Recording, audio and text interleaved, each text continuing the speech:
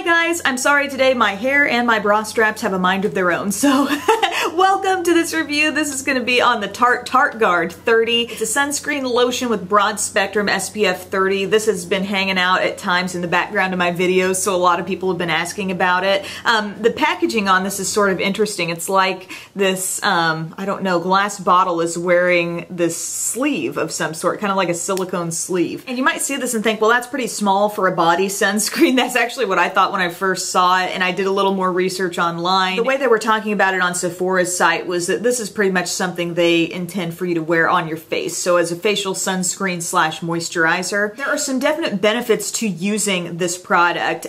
First off, if you don't like the classic smell of sunscreen, this is something a little different. I think they described the scent as like ocean lily or something like that. I feel like it's kind of a fresh, clean, not quite like fresh laundry, but just a really clean, almost cottony type of scent. I really do like that. Also, the consistency is such that it really blends in and sinks into your skin as opposed to the thick, typical sunscreens that sit on top of your skin and are really hard or take a lot of work to blend in. Applying this, really, it just looks like I'm applying any moisturizer to my skin. It's this white cream. I just rub it in and it takes no extra effort to get it actually blended into my skin. So I'm not seeing white anymore. Like, no problem. Does that great. They say it's a non-chemical sunscreen to help protect, moisturize, brighten, and reinvigorate skin for a youthful looking appearance. It is broad spectrum, so it's going to protect against the UVA and UVB rays. And it's an all-mineral, non-chemical sunscreen. So that's kind of interesting too. I think what you need to keep in mind here is that you're basically buying like a skincare product. They talk about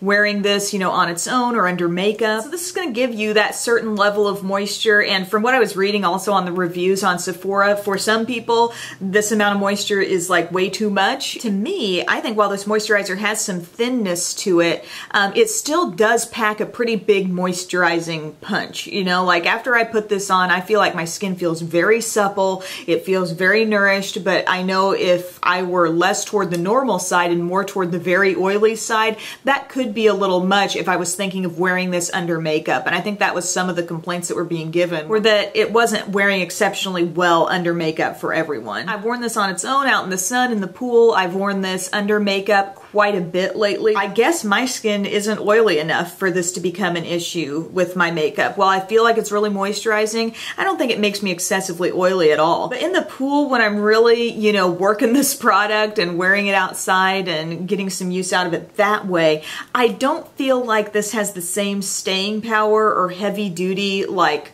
I don't know, intense coverage against the sun as some other things that I wear on my face, because I have melasma here. It was kind of a big thing for me during pregnancy last year, and the sun can bring that out more, probably not to the full extent that it was while I was pregnant and I had those certain hormones in my body. But I kind of question the staying power on this when I've worn it outside and have really been relying on this for just pure sun protection, not just as a moisturizer with some SPF, but all in all sun protection. I felt like I've come in from the sun, I've seen more melasma and like freckly spots peeking through. I don't know if this was quite intense enough of an SPF or if it was just wearing off a little bit more quickly because it was thin. But what I've come to realize is if I'm going to spend a lot of time outside, I am wearing actually the Neutrogena Pure and Free Baby SPF, the SPF 61 that Tyler just reviewed here on this channel. That's what I'm putting all over my face, and that's what I have learned does the best job, because it really, I mean, it's a thicker sunscreen and I do have to work a little bit to rub it in, much more than I have to work with this one,